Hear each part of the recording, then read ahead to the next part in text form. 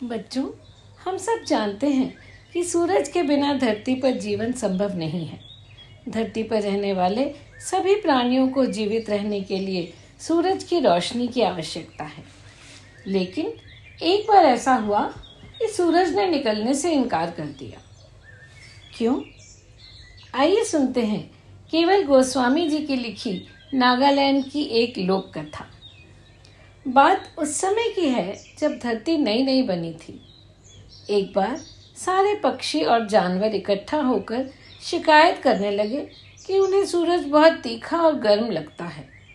उनमें से कईयों ने तो यह भी कहा कि सूरज को हर रोज निकलने की क्या आवश्यकता है, कभी ना भी निकले, कुछ तो हमें आराम भी मिले।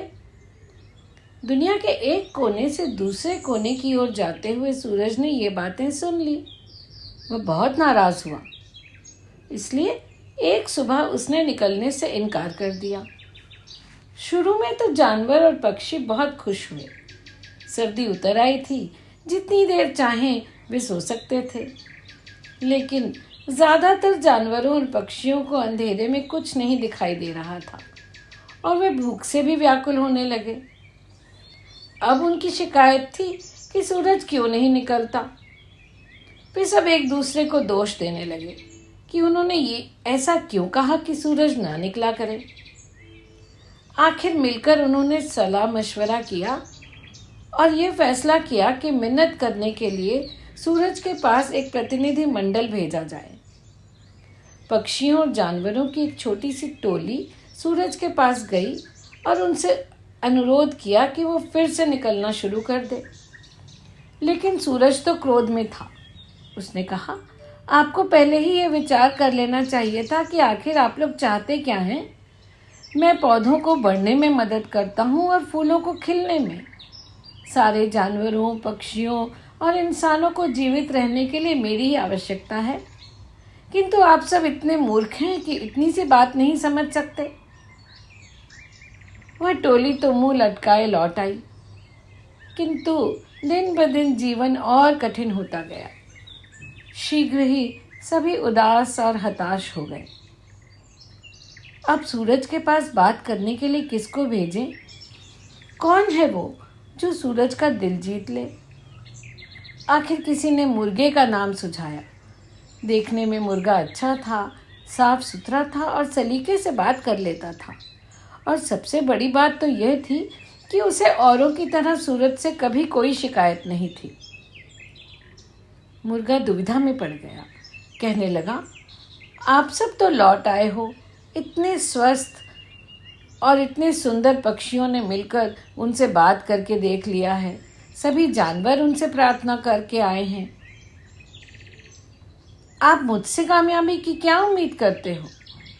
किंतु वे उससे याचना करते रहे।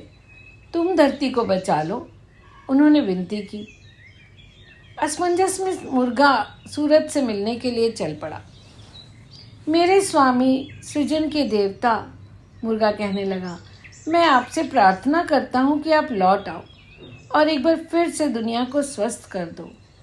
आप उष्ण हो, चमकते हो।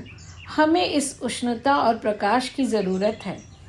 आपके बिना कुछ नहीं उत्पन्न होता, कुछ नहीं फलता फूलता। आपके बिना हम इस धरती की सुंदरता भी नहीं देख पा रहे। हर तरफ अंधेरा ही अंधेरा है, निराशा ही निराशा है।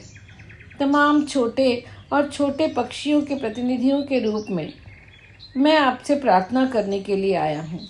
हमारे पास खाने के लिए भी कुछ नहीं है, क्योंकि पौधे तो अब उगते ही नहीं। निशाचर हमें सताते हैं, क्योंकि हर समय हम छुपे नहीं रह सकते। हमें अंधेरे में कुछ दिखाई भी नहीं देता। हमने कभी नहीं चाहा था कि आप छुप जाएं।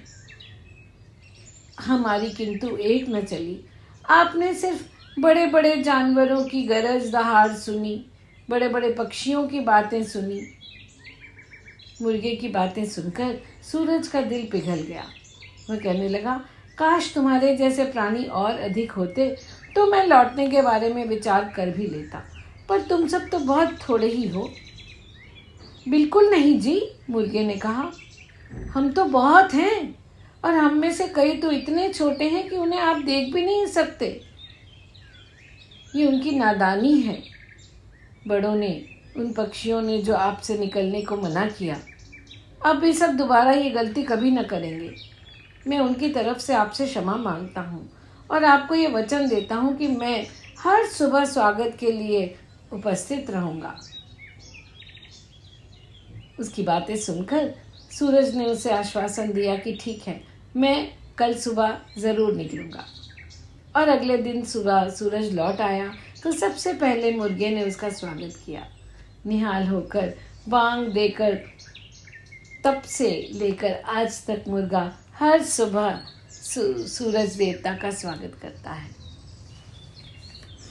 तो बच्चों, आपने देखा कि सूरज हमें रोशनी देने के साथ साथ सबकी मदद करने की भी प्रेरणा देता है। तो हमें हर दिन सूरज देवता का धन्यवाद करना चाहिए। जल्दी ही मिलेंगे ऐसी ही एक नई कहानी के साथ। धन्यवाद।